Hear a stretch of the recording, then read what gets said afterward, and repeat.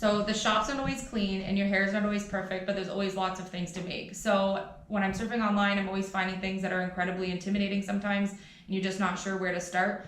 Buffalo plaid was definitely one of those things. I was super tempted to Mod Podge on some wrapping paper or some type of scrapbook paper and make a background, but I was determined that I was going to learn how to do it.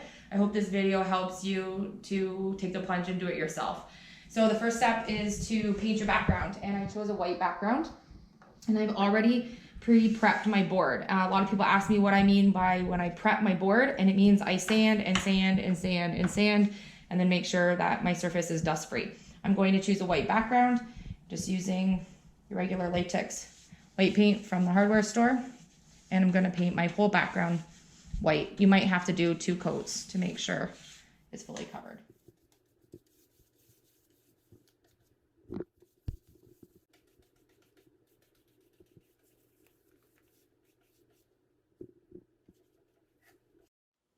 So to create buffalo plaid, you need 4 colors. So I've done my base with white, which I'm calling color number 1. My color number 2 is white with a tiny little bit of black. Color number 3 is white with a little bit more black than color number 2. And number 4 is just straight black. So I'm only starting with straight white and straight black. So I have a little bit of a gradual increase all the way to black from white. Now we're gonna do the taping off on our background. First, we're going to do the very top of your sign. So I'm gonna line it up with the very, very top edge and push it down nice and tight. Now I'm gonna take what I call my spacer piece, and I'm going to line it up with the next piece. I'm not gonna push it down.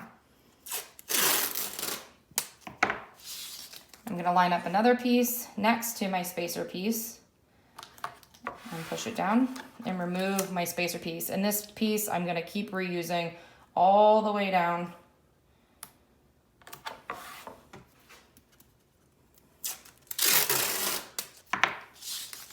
Just to kind of guide me and make sure that my lines are straight.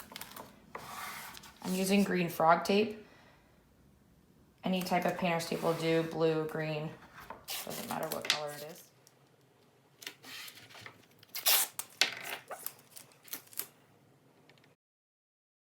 So now that you have your horizontal lines done, you're going to use your color number 2. So it's just your 1 step up from pure white.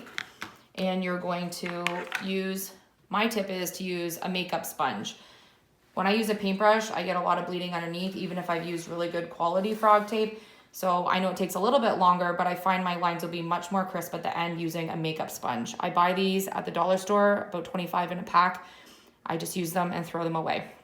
So I'm going to use my lightest shade of gray here, and I'm gonna blot off quite a bit because I don't want it super drippy to bleed underneath, and I'm just going to sponge my way across in between my tape lines.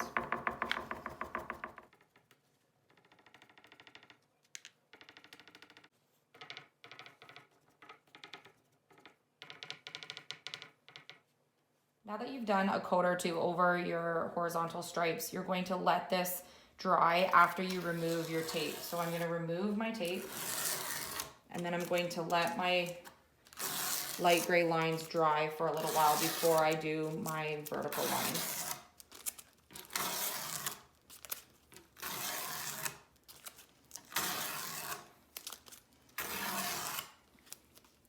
When we were working on our horizontal lines, the first piece of tape that was down was our permanent stick down piece, and then we used a spacer. When we're doing our vertical, we're going to use our spacer first, right along the edge. I'm not gonna push it down. Then we're going to push down our second piece, so it's the opposite of what we did for the horizon. So this is my spacer.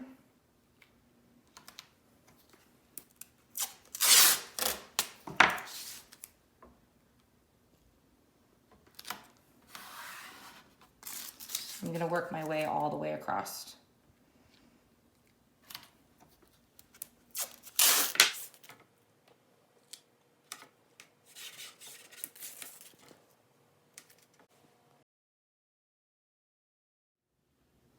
So for our vertical lines, we're gonna just make sure that our tape's pushed down nice and tight.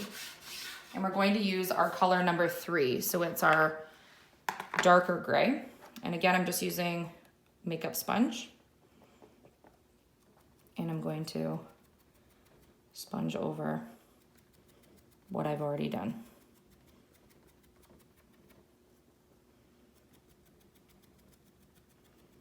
Again, I might want to do 2 passes, just like I did for our lightest gray.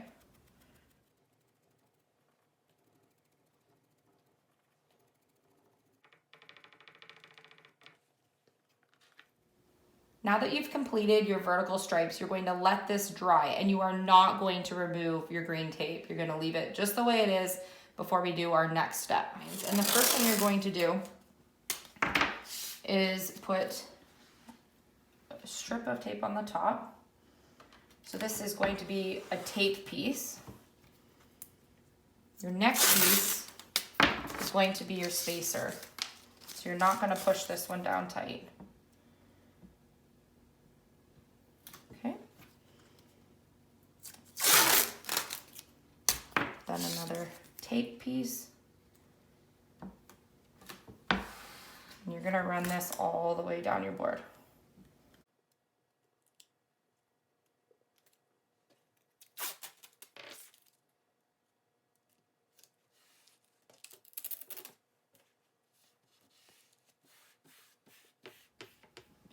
So your last and final color is your color number 4, and it's black. So you're going to be adding your black squares now to your buffalo plaid. This is key to having crisp lines, is making sure that you have very minimal amount of paint on your sponge, because you don't want it to bleed underneath. The black is really noticeable when it bleeds, so you want to be as light as possible. So you're going to do multiple passes for sure for this step. Takes a little bit longer, but it will help it to look more crisp at the end. So I'm going to use my same sponge brushes and blot over all of my remaining squares. You can see I'm not getting full coverage. I don't want full coverage. If I get full coverage the first time, chances are I'm gonna have a lot of bleeding. So I'm gonna lightly go over multiple passes.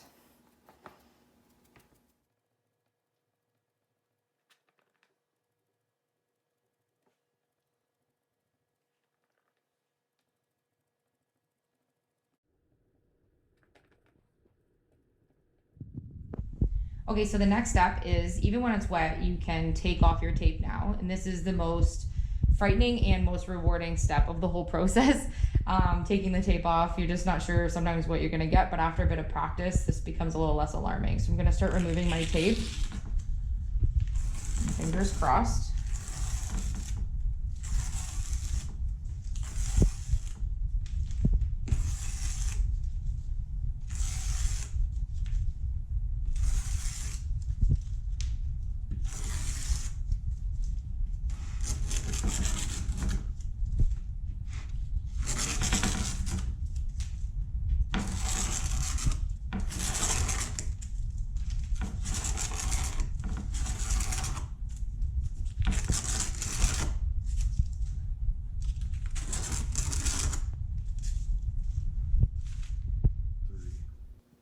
I hope this step-by-step tutorial inspires you to create your own buffalo plaid projects.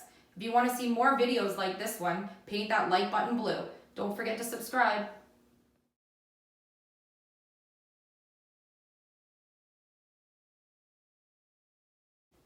Now that you've completed your, oh my gosh, I can't get the words out of my mouth.